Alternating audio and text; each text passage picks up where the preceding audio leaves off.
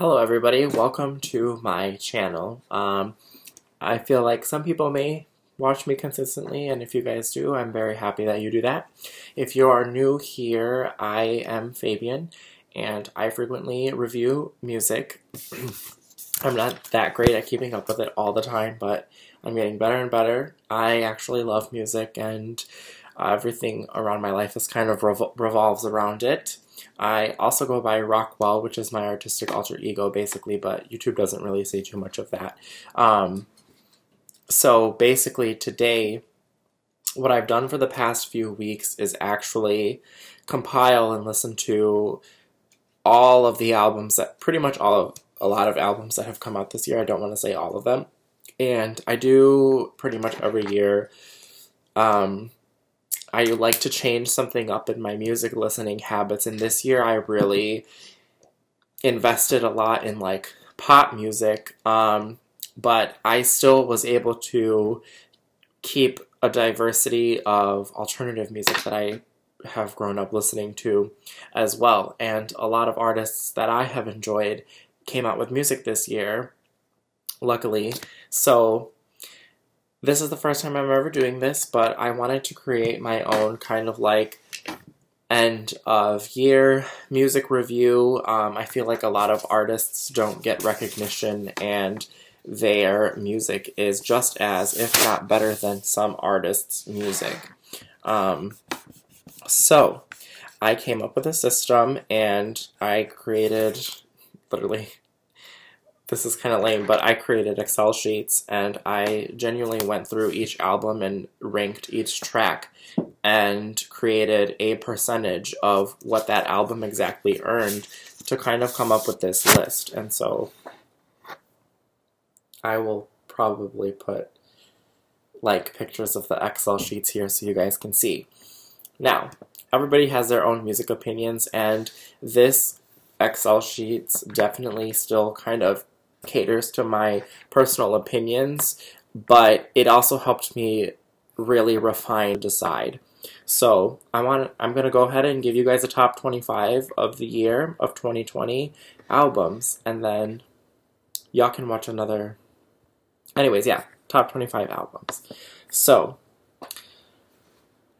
basically, this has been a very great year for music, and let's just get into it. It was really, really hard. A lot of artists had so much to give, considering we're all in quarantine, and being able to sit at home and sit with yourself, I think it really helped a lot of artists get serious about their music again and really connect to their artistry and why they are doing this. And really, a lot of people were re-sparked, and it created such good music. So with that being said, let's go ahead and get into it. That was such a long intro.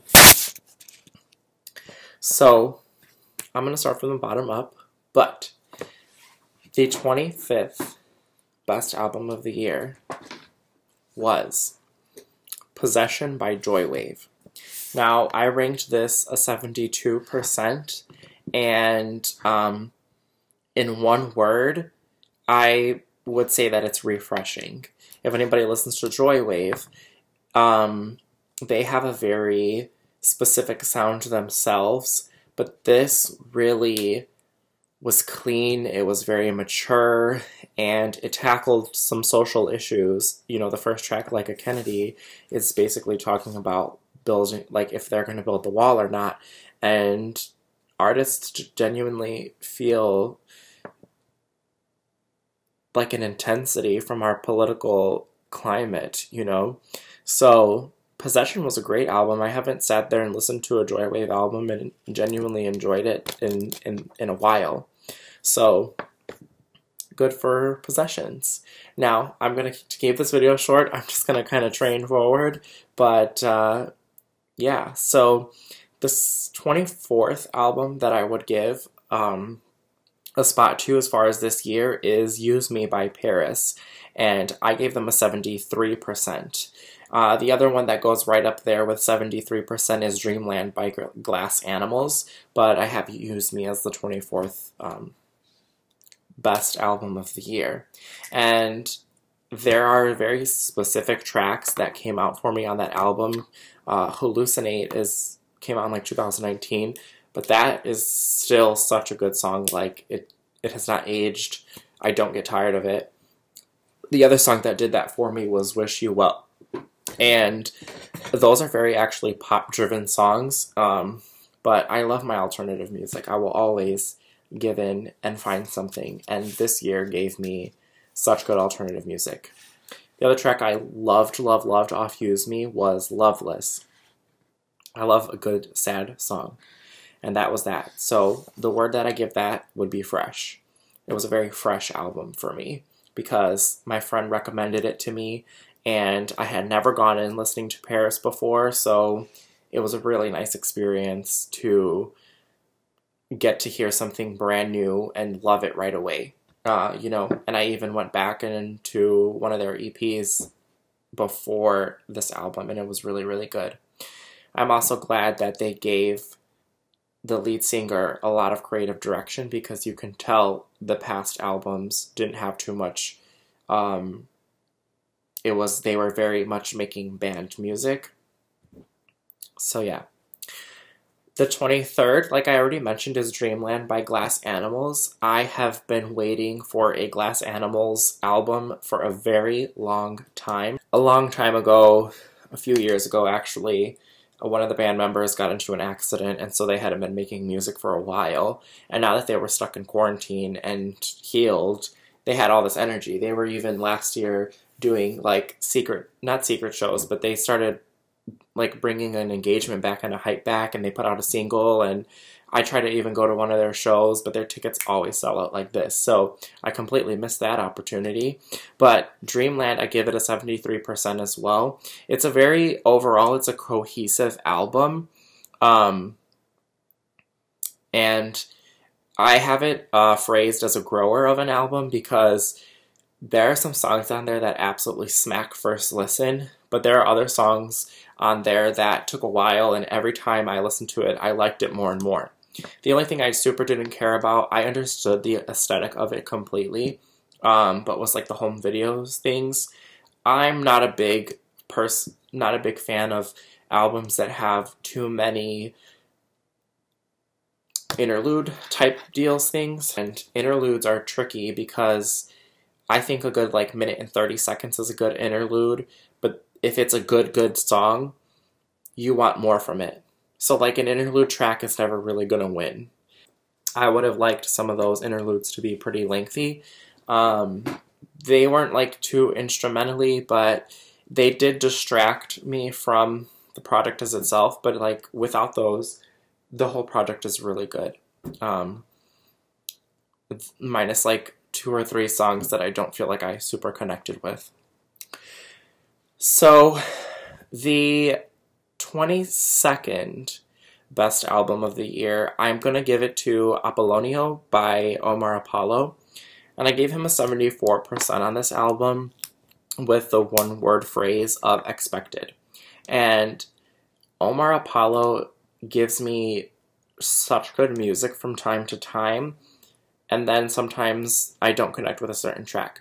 He's also very in the field of like Kali Uchis, where the thing is like they're both trying this like lounge sound, both in English and Spanish, and there's some things that just work and then there's some things that just don't, and it's just because you're catering to so many different audiences. So amongst that range of audiences, you're going to find people that like everything, some things, some other things, and so forth, you know?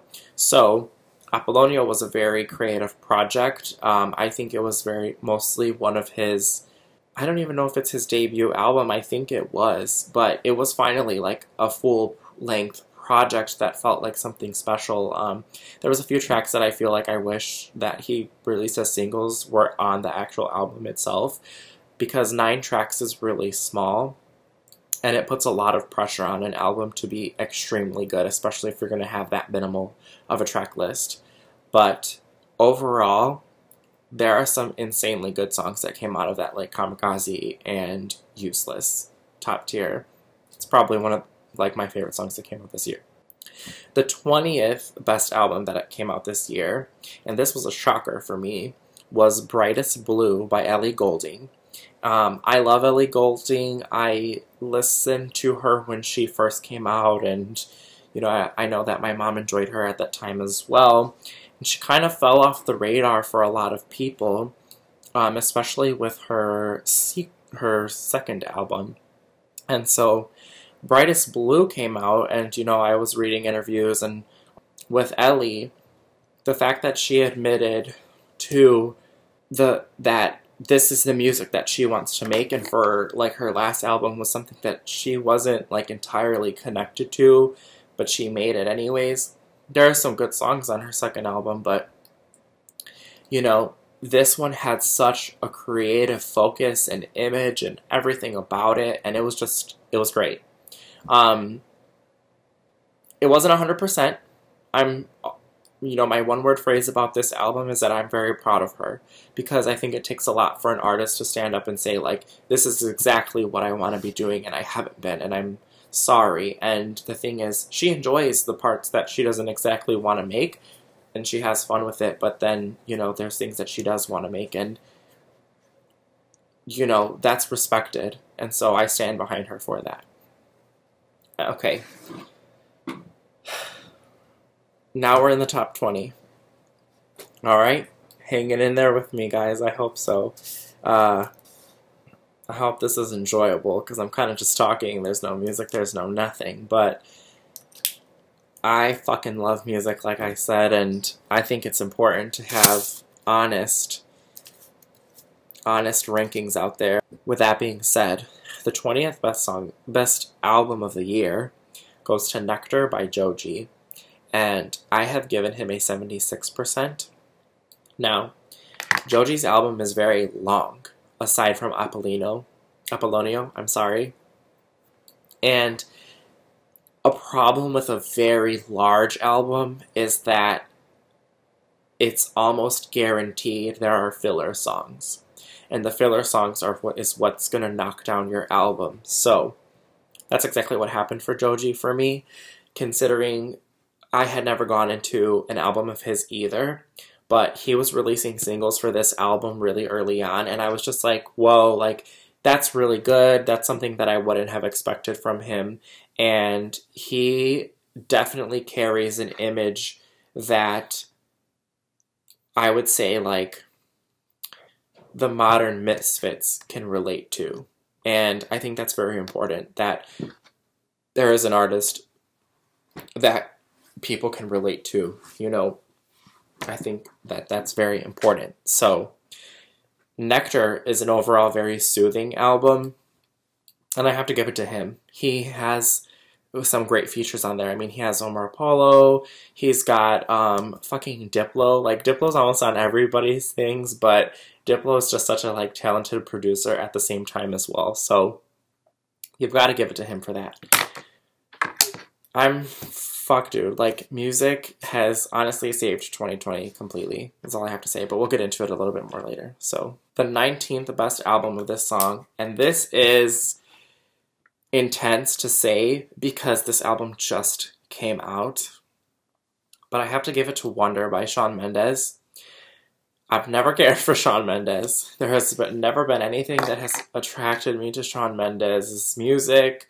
Everything has always sounded the same, and he's got his hits, man. Like, there are people that love him, but I have grown hella respect for Shawn Mendes himself. I ended up watching his documentary. I ended up kind of watching the like live concert thing, and it's just, finally, there's things that make sense. You know, there were things that I would hear on the internet that would constantly circulate, and I've got to give it to him. He really came out with a good album. He came out with, like, a genuine concept. What he needs now is a lot more, I would say maybe 2 or 3 more music videos. He can get away with 2. Realistically, he'll probably do 1, because most big artists only do, like, 3 music videos for their eras, and it's a little frustrating, but I think 2 more music videos for this would really help him solidify this era that he's creating. And I think what most artists are doing that have come out with their albums a little bit late in the year are going to wait till 2021, because hopefully by then you can recreate engagement to your album and your work, and then this will rebuild hype for, say, quarantine is lifted, the vaccine is created, and we can all begin reactivating life, essentially, you know? I think that's most people's plan, so I'm assuming that they're going to wait for music videos for after that, after the holidays. It's going to be great. Wonder was something that wasn't perfect, but there was a lot of very interesting production work on that album. And the fact that in the documentary it shows he was very committed to his own process and what he wants, I have high respect for that. So I will give it to Wonder. He belongs on a Album of the Year list. The 18th one, this was tough because this wasn't my favorite album, but I have to give credit where credit is due. Even though I don't personally enjoy the entire project, Folklore is the 18th best album of this year. I give it an 80%. She's right in line with somebody else there. But anyways, Taylor Swift, also I have grown a lot of respect for her. The thing is, I think everybody liked Taylor Swift when she first came out. Like, the love story and all that, it worked. And then there was a period where it wasn't, like, things just didn't connect for me, unfortunately, so it's fine, it happens. But it was actually her fan base that made me think, like, there's something about Taylor that their fans just... Taylor Swift's fan relationship is so special. Like, the way she treats them and cares for them, and genuinely, those are the people that she's doing this for. So, I can name like 5 Taylor Swift fans. I'm not going to, but throughout like college experience, throughout life experiences, I've met people that love Taylor Swift, and I watched all of her documentaries and things like that. I've grown a tremendous amount of respect for her. I'm not saying like the people who are rich, how do I say this?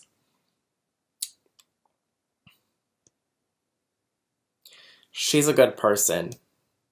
Even though she's rich and could be an asshole if she wanted to, because she has such a powerful standing in the music industry, she's not like that at all. And she has actually been like traumatized by like her experience, because she got famous really young. And who knows what that does to a person. Like, I can only imagine the things Billie Eilish feels half of the time, because there is so much criticism on Billie Eilish, and she's literally like 18, 19, and yeah. Folklore, I give to her. It is an alternative album. She's doing exactly what she wants. No opinions. She doesn't care. She's not paying attention to them. And she finally has written an album with extremely good lyrics, because they aren't easy. I did not include Evermore on this list because it just came out, and that is an album that has to be listened to and criticized over time. It cannot be, you know, if I end up deciding to do a thing next year, you may see it there. The other album that has an 80%, and this is my top 17 album of the year, is Sin Miedo by Kali Uchis. I did not expect this. I do not speak Spanish. I am Mexican myself, but I didn't ever learn it. And Kali Uchis is just a whole fucking vibe. That's it. There's like nothing else to it. I wrote that the album is delicious, and it is. She was putting out her singles, and I was enjoying them, and I was perceiving that the album would be something that it wasn't, and it was just a beautiful record overall. There is like 1 or 2 tracks that have like little things that I didn't super care for, and I mean, if I really wanted to, I could really get into the nitty-gritty with you guys, I will with the top 15 because I know that people are going to have things to say. So, but overall, Kali Uchis' album is really good, and I kind of haven't stopped listening to it since it came out. The 16th album of the year goes to Miss Anthropocene by Grimes. Now, what I have to say about Grimes is she does have an 81% of her album, and I have to critique her album a little bit interestingly because of her album release. Now, the album was originally going to start coming out when she released We Appreciate Power, and that was really like the lead single, and that was a fucking insane song. Like, I listened to that song for months. It was on my top songs of 2019 last year because I just listened to it so much. And then she had a lot of delays. I don't understand what her label exactly does to her. She's obviously a well-known artist and people are going to listen to her, and people have been waiting for her shit since Art Angels. Like, we have been here for a long time and we've been waiting. And you know, Miss Anthropocene came out, and it wasn't it just didn't feel like an overall complete album, unfortunately. And Grimes, if you ever watch this video, like, I love you, but I really think that I was expecting even more because we got such a small album.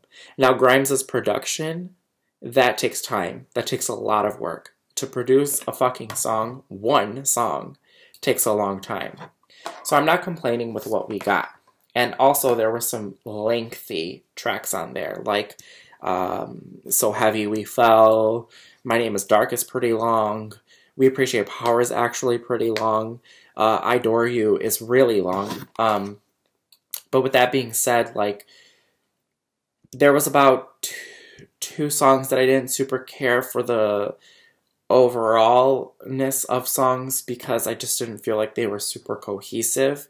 And the thing is, I know that at one point she had mentioned she just kind of put the album out at some point because she was like, it's either I give you guys what I have now or we wait even longer. And as a musician, I'm sure at some point you itch for that release yourself.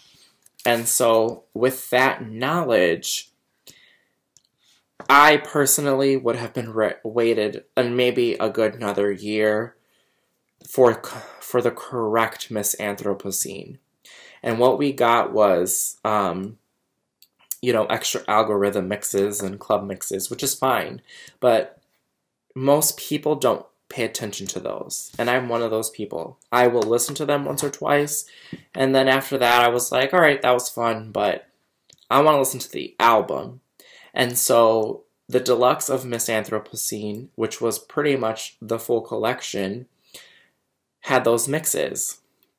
And how I ranked this was I took out those mixes and I only put We Appreciate Power because that was only on the deluxe, not the official.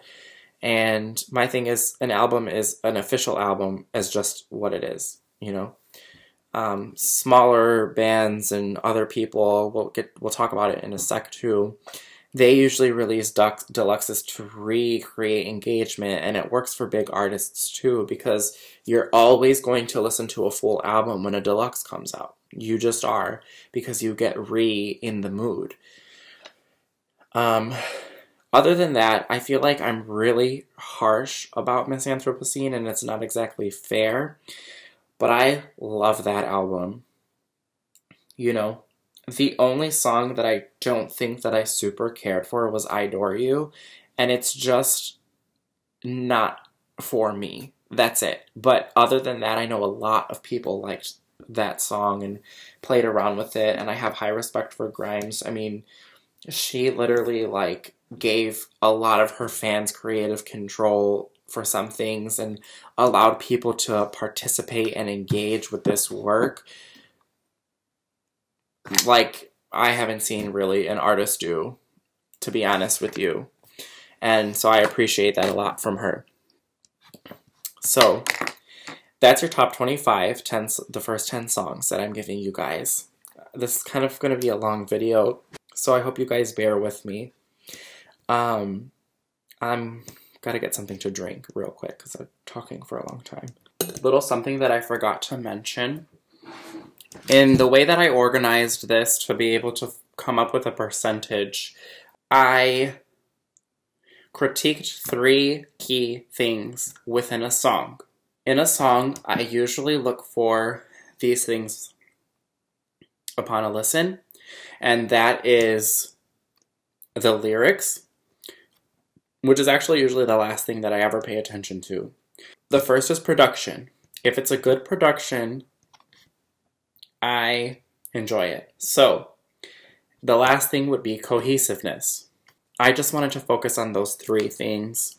And again, this is why I say it's still kind of a bit opinionated, but I need you guys to understand that this is my honest opinions. And so,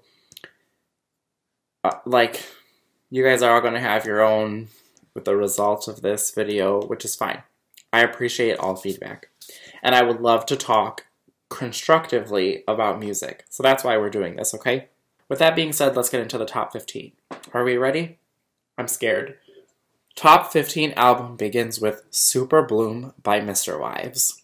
Now, this was a really lengthy album as well, but this was an extremely honest album. Like, man, I'm a young adult, and some of these next few albums just really hit things for me with, like, feelings, and it was just all the right timing, and I just can't believe it.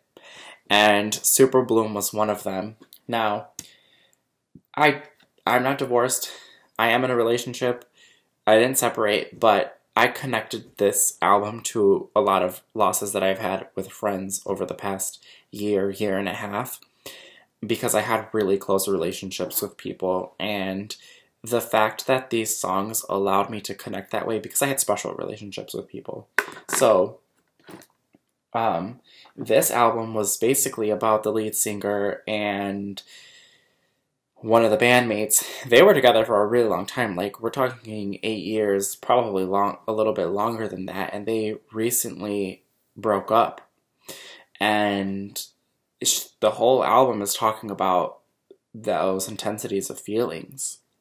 So, to be that raw and honest and have it come up as a band like, this is our next album, it means a lot from the band because they didn't have to agree. It means a lot from the couple at the time because this is very personal, and sometimes people don't want their personal life out in the world like that. But honestly, good art comes from heartbreak a lot of times as inspiration. So I have to fucking give it to them. And they have some jams. Like, the last 3 songs are basically all about growth and moving on and, you know, new sparks and things like that. And the second to last song, Muse, is re-sparked like a very special interest in alternative music for me, because I hadn't heard such a good alternative song in a while, and that was the first one this past year that really reconnected me. So, very much appreciated for Mr. Wives. And I gave the album an 81%, and I marked it as very uplifting. Now, there are some very sad songs on there as well, but it's a story. The whole album is a story, so you have to start from beginning to end, and you'll feel the uplift that I'm talking about. The next album, 14th album of the year, goes to Pink by 2 Feet. And I give him an 82%. I don't really know what his one-word phrase is, to be honest with you guys, but I have been following 2 Feet for my entire duration of my relationship, which is going on a little over 4.5 years now. And that man has had some serious growth in his life. And his production is such a vibe, and his voice goes well. I think it's all just him. I honestly think all of it is just him, and he loves music, man. He loves music, and like felt like playing guitar, and there's another song that he has. It's just instrumentals, man. It's just so good and like so emotional. The other one was I Can't Relate. I love that song. That one does have lyrics, but that was such a good song as well. Like, you know, it was one of the first albums this year that I was like, this is where I need to make an album of the year list, because I think that this is something that would be on there. And you know what? It has stood the test of time, because that album came out, I would want to say early to mid-year, and it's really good. Call Me, I Still Love You was the other instrumental. It was so good, and all of the fans loved it that he made an extended version, because that was one of those interludes that I'm talking about. It was just like 1 minute and 30 seconds, but it was so fucking good, and it was just an instrumental. People wanted more out of it, and he gave it to you. All right. 13th album of the year goes to Imploding the Mirage by The Killers. And I gave this album an 83%. And I gave it a 1 word of hopeful. That doesn't sound super great, but this is what it is. The Killers have set up such a high expectation for themselves over the years with their first 3 records, I want to say. Hot Fuss, they already like set up way too high of a standard for themselves, because that whole record is just nothing short of amazing. Their follow-up album is actually my favorite album by them, Sam's Town. And it was just it was the concept of the whole thing. Like, I wish I was alive at the time, but I wish that I was able to be old enough to go to the shows and experience what they were doing, because Wonderful Wonderful was the last album before this one that came out, and it was like a half and half of an album for me from them. And you know, a lot of their albums were doing that for me after the first 3. Like Sawdust, even though it was compilation, I completely loved that whole thing. It was very different. And then Day and Age was still really good, but it started losing something for me. And after that, they had occasional hits. And they still have occasional hits. This specific album, I wouldn't have rolled it out the exact way, but I'm also not an artist manager, so I can't exactly say what is and isn't best for the band. Caution hit really well. What else? There's a few other ones. Imploding the Mirage ended up being a really good album from all the other songs that really weren't released as a single. The only one that I truly enjoyed that was released as a single and it was really suddenly close to the release of the album was Dying Breed. When I heard that song, I was like, fuck, man, like, how are you guys gonna, like, release this now? Like, why wouldn't this be the lead single or something? You know what I'm saying? Like, this is just my opinion as a fan, but that still doesn't, deny their success. This album had great success, and I wish that I could live it. I was literally going to go to that concert in September, but they put on a fucking show. If anybody ever needs to watch them live, go watch them live. Yeah, Imploding the Mirage overall ended up being a great album. It's very, very fresh for The Killers. It's like the best sounding thing I've heard in such a long time. There isn't a track that I don't like off of that album. I like all of the tracks in their own way. Like, even the ones that I didn't... You know what? There's one that I don't really care for, but I will still listen to it. And it's because the thing is, over time, a lot of those songs were growers. And I just needed the full collection of the album to really understand it.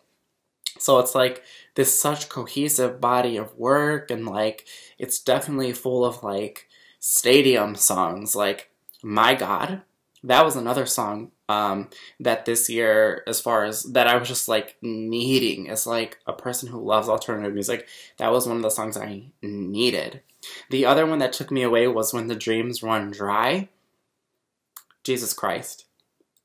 The production on that, especially the last like minute and a half of that song, just takes me out. I think if they released those songs that I wish that would have been released as singles first, everything else would have kind of fell flat, and then it wouldn't have worked. But it worked, and Imploding the Mirage gives me hope because I know exactly what they're doing. And the thing was, they also said that they reconnected to their music. You know, I know the band members haven't always gotten along, but they're getting there. 12th album of the year goes to It Was Divine by Alina Baraz. And I don't think Alina got too much recognition for her album around this time. She still has massive recognition for what artists look for, but I remember when Alina, like when she came out with The Color of You, I feel like everybody was on that album, man. To me, It Was Divine was another long album, and at its time, I didn't really connect with this one, but over time I would just re-listen to it, and it was recently when San Diego came out, around the same time that Positions came out, that my mentality with music flipped, and it was just like ready for this like almost R&B soul sound. And so I revisited It Was Divine. And there's really a lot of good songs on there. Like, Alina did a really good job, and she loves her record. She loves her album so much. She's a very beautiful woman. She has a very beautiful cover. And I just give it to her. I give it to her. It's a vibe, and that's my one word for it, that it's just a vibe. I gave it an 85%. So, loved the record overall, even though I connected to it late. Now, people are going to be mad about this, but the 11th album of the year goes to Positions by Ariana Grande, and I gave this album an 86%. Now, for me, if you guys have never watched my videos, I have a history with Ariana Grande. I wasn't always the biggest fan of her until about when she came out with Dangerous Woman. I vibed to a couple of those songs, and then like a year or so later, I ended up re-listening to the whole project and like enjoyed it a lot better. But all the other stuff, like I've listened to her discography, but even now I like hear back, and there's some songs off of Yours Truly, like maybe 3 that I enjoy. There's like not enough of that. All you guys need to know is there's a history. And with that being said, Positions goes a little bit of like a step back, but also way forward. And this was one of those albums, we haven't even talked about this yet in this video, but this year in music was the year of genre blending, okay? Now, the trend this year was really, as far as pop goes, the trend was almost like the disco thing, and it's really good. Like, I'm so happy that we're living in like a fresh disco sound, but other than that, this was the year of genre blending for all artists, alternative, like, you know, anything, they mixed sounds. And the thing is, this was the year that they did that really good. Ariana is taking a step. And so, like her old music, and it's good. It's kind of got like a Sweetener thing, but like enhanced. I wasn't the biggest fan of all of Sweetener, and there's like 2 or 3 tracks off of Positions that I didn't really connect with either, that I felt like were a bit of filler songs. And the rest of them are so good, they're really ahead of their time. So it's hard to connect with them because this is at a time you're not ready. Ariana's already thinking way ahead of what's going on now, and she gave you guys this amazing R&B album that just rocks. Like, I listened to that and I could tell you like, oh, this is my top 3 off that album, but I still then can't decide because I'll hear the other songs again and I'll be like, wait a minute, like, you know, that album is that has so much to give that it's a lot and also like nothing at the same time. So I know a lot of people didn't like it because it's not an album full of bangers, but it's a very cohesive project. It's ahead of its time. Like, that's my one word for it. And I don't know if I said this, but I gave her an 86% because overall it's a really good album. You're not going to get another Thank You Next in a long time. Like, I honestly don't think that. I think you would get another dance record of Ari's before you get a Thank You Next of Bop's. And the thing is, most people are tired of this, like, I would say, like, hip-hop influenced Ariana, and they want all that dance shit back. But the thing is, Ariana is definitely her own artist, and she's such a high standing, she's going to do what she wants. The way that Taylor Swift can drop cottagecore album, she can do a country album, the way Gaga dropped a country album whenever she felt like it and nobody really jumped on it. Like, Ari's gonna do the same thing, and this is what she's connected to, this is what she feels really good with, and guess what? She has the voice to do it, so I give her all the power. Like, she's got herself a banging voice, and she's got herself an amazing production team, and she's included on that. So, positions, 11. I wish I could give her a higher ranking, but her album did come out a little bit late in the year, and it's still got some more time to give, and I have a feeling she's going to give a lot from this album next year. I think she's going to continue from that, so this album may make a list next year as well. It just depends on how much energy she puts into it, but she's really good at making herself stay relevant and somehow making the year hers with like 2 songs. So we'll see. But that's my thoughts on positions. All right. Are you guys ready for this? Top 10 albums of the year begins with 10 being The Cheap Queen Deluxe by King Princess. This has an 89%. This album tied with 4 other albums for me, and it was very difficult to have to decide the overall ranking of them, but Cheap Queen is a top 10 album of this year. And it's a lot to say, but she created something special. It's not a heavy production. She's got very good produced songs on there. It's clean. It's fresh. It's an amazing fucking album is all I have to say. And I never thought I would relate to my lesbians so much, but like, man, I don't know. The Cheap Queen Deluxe album as a whole came out very early this year, and it just aged like fine fucking wine. Like, I could listen to that album for the rest of my life. I most likely will. So, 89%, and I gave it an iconic phrase. That's it. It's iconic.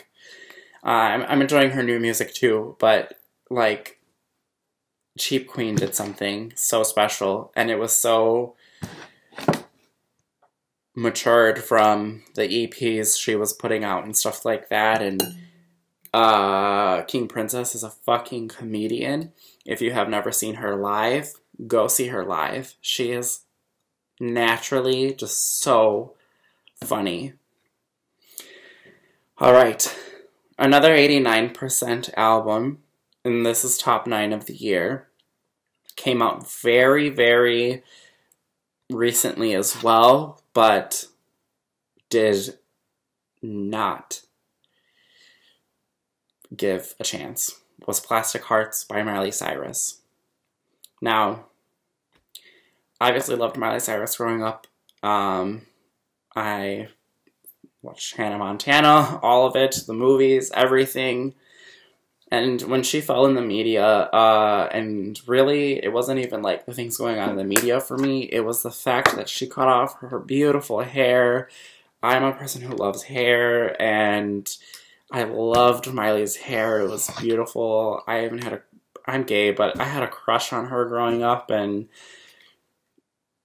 this is the first full record that I've listened to hers in a long time, since like the Climb era. Other than that, I didn't really give anything a chance too much. It never fit my personal tastes. I gave a bit of Malibu, Younger Now, the album. I gave that a bit of a listen, and I liked some songs off there. I loved what she was doing with Mother's Daughter, and that's when I was really like starting to be like, all right, Miley, I know you're feeling yourself. I know you have your voice. I know you have this coming, and I was sad that She Is Coming never came. But Plastic Hearts rocked the fuck out of my world, and it's because she reinvented rock. You know, it's still a very pop record. I don't want to say that it's not that, but the fact that she covered Zombie, Cyndi Lauper, the fact that she has Billy Idol, a Joan Jett feature, and a Stevie Nicks feature, that wasn't my favorite track, but even though she has all of that, this woman has her own legendary status, and she's definitely separated herself from any other pop star in her own way. You can't look at Miley and be like, oh, she's like blah, blah, blah right now. If anything, you're going to look at other artists who decide to do a rock thing and be like, Miley was the pioneer of our time doing that. You aren't going to look at somebody else and think that.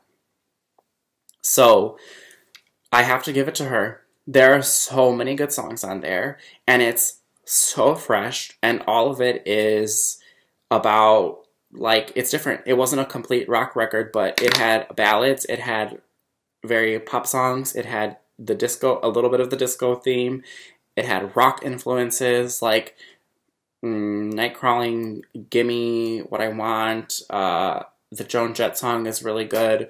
Like, she just knew everything she wanted, and she has been giving and giving with televised performances. She's showing up on all these interviews, talking about everything, and the fact that she's taken her own direction and really using her voice, you can tell. But that's what I was saying a little bit ago, like, you can tell when an artist is finally putting themselves where their voice is meant to be. And this is exactly where Miley is meant to be right now. Very proud of her, very proud of her. And so it's an 89%, and it's show-stopping.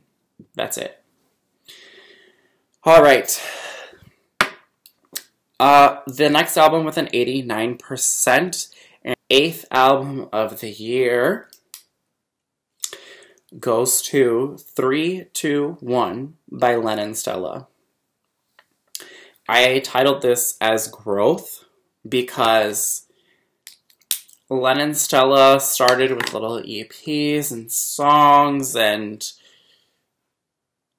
she is like a simple pop sound that I think everybody should be able to get behind. And this album was completely personal, and it was talking about adulthood and things that you feel with that. I mean, there are pop songs on there as well. They talk about, she has talk about relationships, but what gravitated me so strongly towards this album was that at the time I was struggling with personal things, and it's hard. There's like things that aren't really easy to explain growing up as a young adult, and like changing your mentality from like knowing that you're still immature to growing to be that way. And we all always have growth, but it's like during your 20s, formative years, that like you're adjusting to this like adulthood lifestyle, and it doesn't come easy. And she sings about that, and it was insane to relate to, and also be good, also have good vibes, also have good production, everything. So there's that. All right. The 7th best album of this year, also with an 89%. I told you guys these people like equaled out each other, but it goes to Ungodly Hour by Chloe and Haley. People are sleeping on Chloe and Haley. And I also wish that I could give this a little bit higher of a ranking, but I cannot. Like, cannot. So, it sits nicely at number 7. It sits nicely on a top 10 list of the year. I'm so happy. And I gave this the one word of unexpected. I had never listened to Chloe Haley in my life, but I had started seeing it on Twitter. And I was like, you know, what's so funny is that I was going to listen to them as well, like their old stuff, because I would be hearing good things about them. And we decided to listen to Ungodly Hour. And every song hit. It was production, it was lyrics, it was everything. And the fact that they were endorsed by Beyonce. Women have done every single live television performance that they could do, VMAs, AMAs, things on YouTube. They just did Tiny Desk, and that was like such a fucking good, like a set. Like, it was just such an intimate little set. It was so good. But they have given themselves full publicity. And whether people grab onto them or not, like, I personally think that they should be grabbed onto, because they are here to stay. They are making phenomenal music.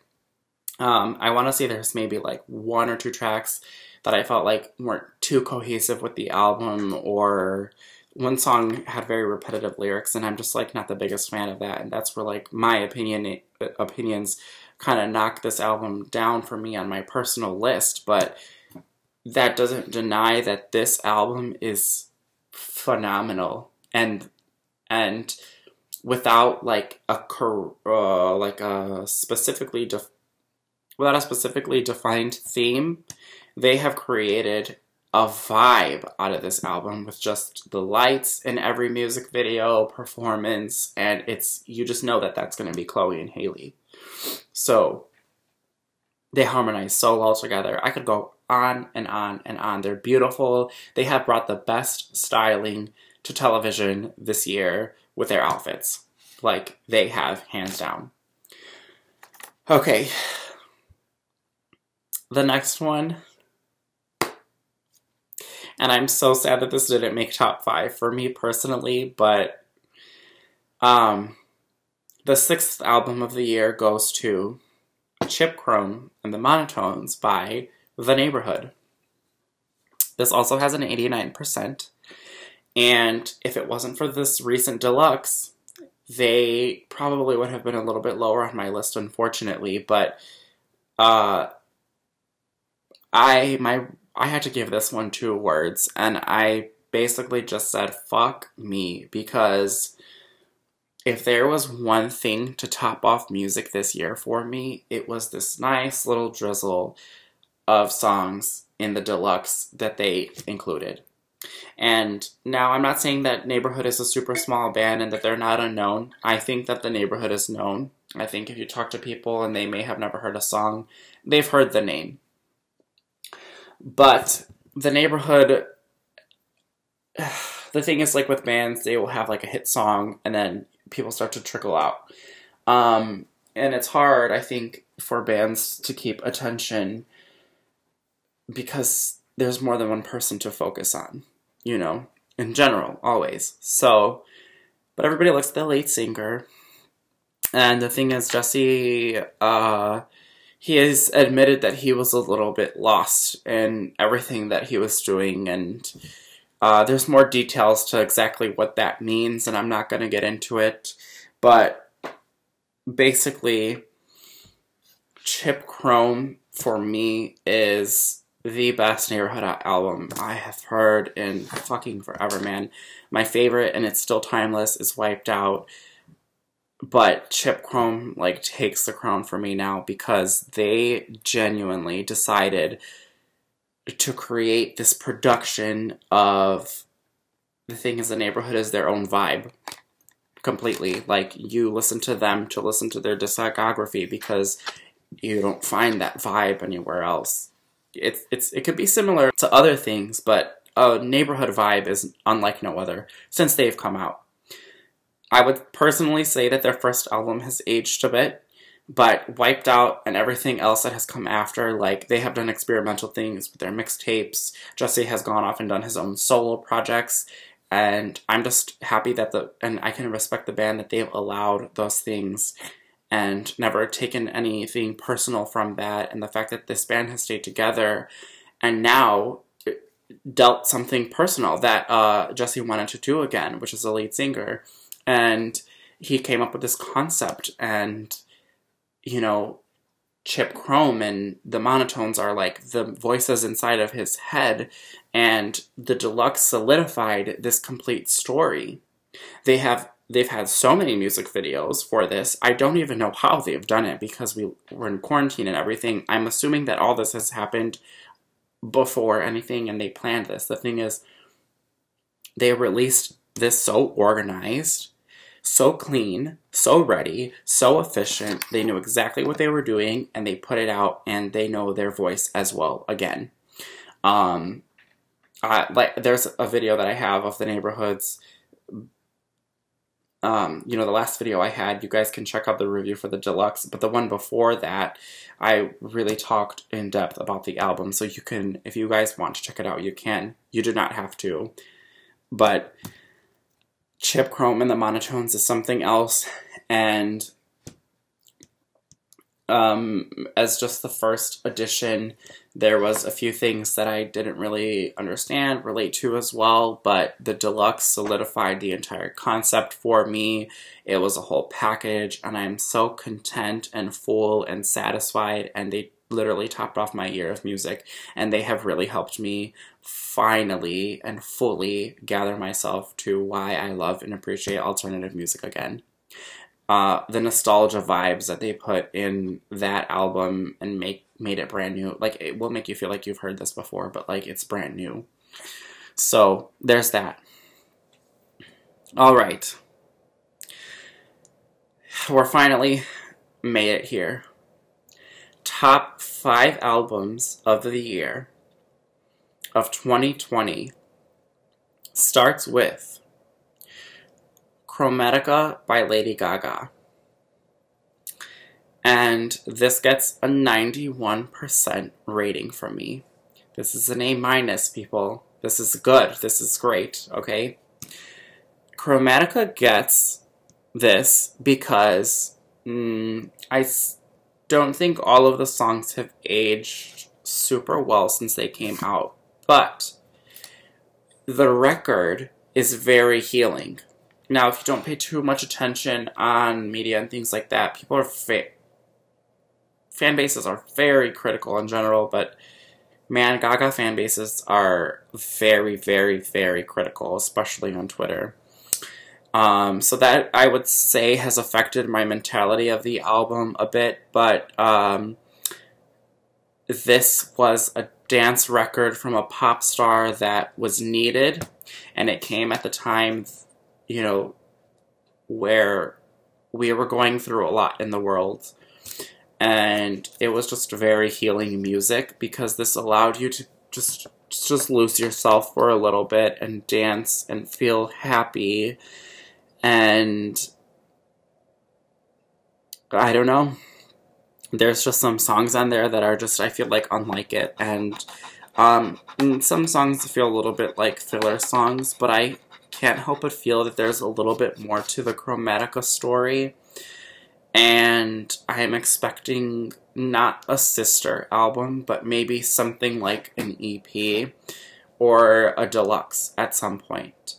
The thing is, Lady Gaga is very silent about this album. She has given the essential 3 music videos. I think it needs a little bit more because this album was really portrayed to be a world that we were all supposed to live in. And I think that Gaga's silence is she has talked about why she hasn't focused on this. There's obviously a lot more important matters in the world than music, but music is something that's keeping us all together in these very difficult times. And so her reasonings for staying silent are valid and approved. I'm not here to say, like, that's approved, but she's doing all of this for good reasons. A secondary reason could be that because the concept was to live in this world, like, she didn't want to delay this album anymore, and she could have, easily, but she didn't, is wait for the time that COVID isn't affecting us anymore and release a tiny bit. She only needs 4 songs, maybe, not even that, maybe even 3 really good songs to continue the story, maybe another music video or 2, but have that tour, have people live in the world, start doing performances, and it is just going to be an experience like no other. And so Chromatica 100% deserves a top 5 spot. Alright, the 4th album of the year goes to Sawayama by Rina Sawayama. And I gave this a 92%. When I heard Como de Garçon in the beginning of the year, I was like, wow, this is such a vibe, this is such a club banger, like, I just want to go to the club and party. And the thing is, Rina created such a diverse album and track list. It was a perfect track list, perfect amount of songs, 11 or 12 songs. They were all good. And it's because she talked about different things that we don't usually talk about. She talked about family, her heritage, and the whole culture around Dynasty, and like the perfectionism that she feels and things like that. And people don't talk about that. She sings being about a bad friend. I related to that song so much because, I don't know, one of my most valued things is being able to be a good friend to people, and I've learned a lot in the past few years on maybe how to do that or continue doing that, and I still sit here and overthink every single day about whether I'm being a good friend or not, whether I'm doing a good enough job about that. And so there's a lot of songs on this record that are very relatable, and the fact that they're so diverse, it also has rock, it has pop, it's very alternative heavy album, but the fact that it's just it's Rina doing all of this, do you know what I'm saying? And it's obvious that this is what she wants for her sound. It's successful, and it works for her, and she has a good voice on her. She can even belt. Do you know what I'm saying? My favorite song off that record is Who's Gonna Save You Now, because it genuinely takes me out of the world and makes me feel like I'm at a show and I'm seeing this live. Like, I have a whole vision in there, and I feel like that vision has made me experience that song. Do you know? So, there's that. It's not no album is 100% to me, by the way. But if you have a 90%, you're like, you did something completely fucking amazing. So, there's that. The 3rd album of the year goes to After Hours by The Weeknd. And this has a 93%. I titled it a masterpiece because it is. It's a bit of a long album. There's even a bit of deluxe songs on there. And this is definitely how I ranked this album. I included the deluxe songs as well because the deluxe songs are good too. Some of them lose me a bit, but the whole record is cohesive. It was completely thought out. He is another person who this year has spent more time on screen than most males. He's actually the only male that I've really seen on television constantly for performances and things like that. All of his videos are so conceptual, and he's really gone into this horror aesthetic. But yeah, like, it was a very inspiring album, and I still want to do more for it myself. And I just cannot wait for the show. Alright, so yeah.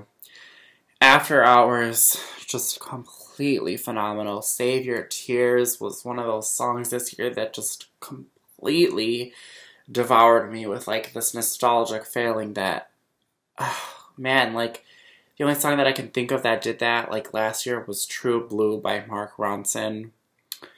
phenomenal production on that song, and the other songs that did that this year for me were Tobacco Sunset from the Chip Chrome and The Shining on the Chip Chrome album. Those songs just are complete fresh nostalgia that made me feel so emotional in every sense of the word, and the rest of After Hours is like a complete vibe. The title track itself is like, has to be the best song this year released, because it's just 6 minutes of just, the thing is, a lot of producers did this thing where they started somewhere and built and ended somewhere else, and it's just, it's a journey. And aside from the song, that's how the album feels. And he's talking about a lot of things personal. I think he brings up things that, like, in his relationships and in his personal feelings, even his videos, like, his animated video that he did where he, like, revisits all of his past selves, like, it was an animation, but Jesus Christ, like, the concept. Are you kidding me? And it's just the In My Eyes concept.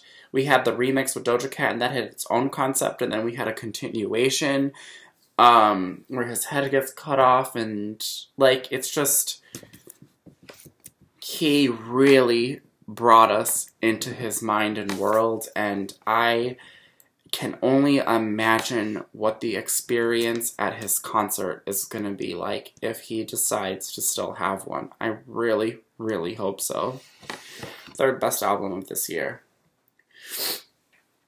Alright. Second best album of this year, I'm getting really tired, goes to Future Nostalgia by Dua Lipa. And I have this at a 94%. And I ranked this as a pop perfection album because she really set the trend. And I was scared because the thing is, she had it leaked a little bit and it can be perceived one way or another, but Dua Lipa has done a pop era like no other in a very long time. And she's just really created something special. Like, hold on. I'm not even going to bring it up, but I bought the Deluxe, and the way that they packaged this vinyl with the booklet and the photo shoots and everything, the way that she does things with so much confidence, and the fact that Dua Lipa is doing exactly what she's supposed to be doing in life. She knows it, and she loves doing it. Club 2000, no, it wasn't Club. Studio 2054 was phenomenal. She really said, you guys are meant to live future nostalgia. And that's the only thing that doesn't make it number 2, is we didn't get to really live it. I mean, I can't say that. We did get to live it as best as we could. She really made it come to life. You know, not many people have done live shows. Mr. Wives did a live show, and I expect other people are going to start hopping on that train as well. But Dua Lipa really created like a fucking movie. Like, I expect that studio footage to be on Netflix at some point, or some streaming service, because I don't think, like, it should just not exist anymore. It was an amazing show. I'm still taken by it, and the fact that this album came out very early in the year, and it's now the end of the year, and you can still listen to this album. I think it's getting to a point where we have gotten so much from this album that I'm ready for something new from Dua Lipa. The thing is that I know we're going to get something new from Dua Lipa in 2021, and it's because she's been talking about it. And it's going to be a continuation. And I'm very happy because Future Nostalgia is unlike an album that I've heard in a long time. It takes all these old sounds that people have tried to master and remake, and she's completely successfully done it. There's only the 2 songs on the album that I didn't care for, but they grew. And I understood them. Like, the Boys Will Be Boys is such a powerful message, and the last song as well too is really, it's not my favorite, but it's still really good, and it's complete. Like, it's a complete era. And she's given the most music videos as far as pop star with the theme, the cohesive theme. So there's that. I'm very proud of Dua Lipa. I am ready for the next thing from her though. And you are all not ready, but you're also ready. Okay?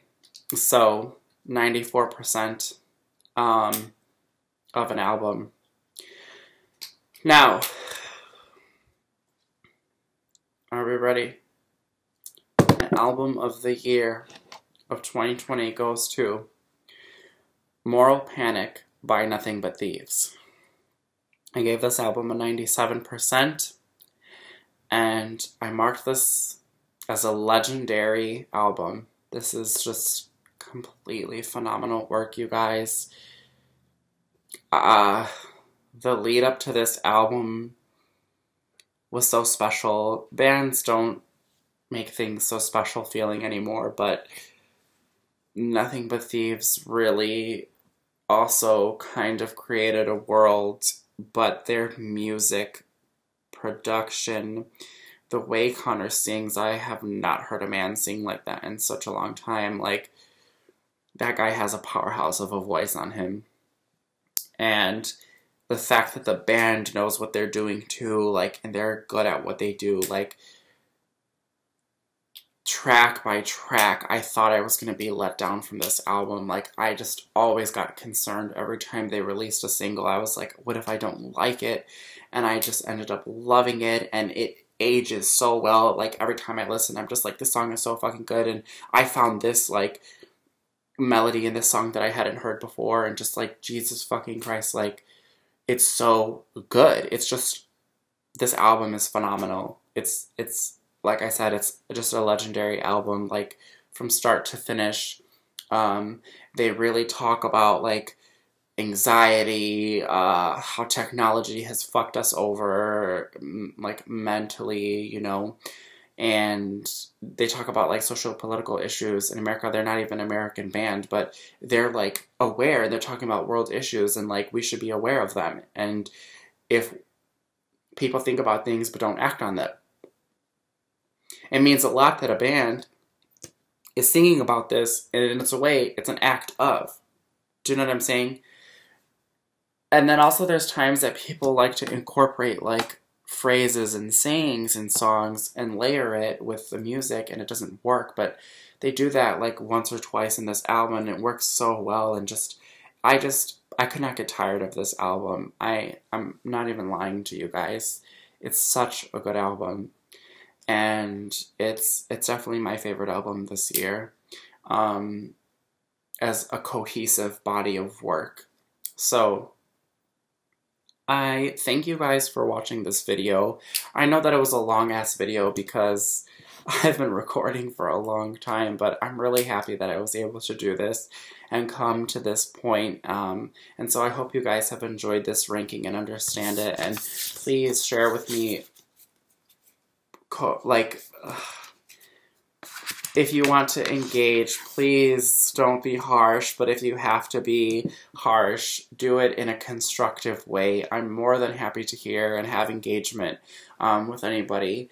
And, you know, let me know what your guys' favorite albums of this year are. I know I missed a lot of albums. I didn't get to listen to a lot of things. I still enjoy a lot of other genres. Like, I'm so sad that I didn't get to, like, super invest in, like, my electronic dance music this year, because I do love that as well. But you know, I'm going to be very prepared for next year's video. From start to finish, I'm going to be able to include everything and be even more honest and grow even more with my listening music habits. And I hope you guys all as well look to, you know, be open and engaging and respected of other people's music as well, and your music listening habits, because music is an art that is going to keep the world going forever. Like, if there is one thing that gives us hope, that gives us feeling, that gives us reassurance, that gives us understanding and relation and all these feelings, it is music that brings us together at the end of the day. So, if you came here and watched this video, I thank you for it. I'm not going to hound you with what to do with your YouTube experiences, but if you really enjoyed this and enjoy music reviews, it would be appreciated if you guys followed me, liked me. You can subscribe too as well. Anything means a lot to me, and music means so much to me. I'm going to see you guys in the next video. I also have a Songs of the Year list video coming out as well soon, right after this video. So my Song of the Year is a lot different. Songs of the Year is a lot different than Album of the Year rankings, because those are whole bodies of work. These are individual things that meant things to me, and I kind of mentioned some in this video. And I'm going to stop talking because I talk a lot. I haven't talked as much in a long time, but I'm very passionate about music, and I wish that I could give back to artists, and this is the best way at this time that I can do that. So thank you guys. All right, goodbye.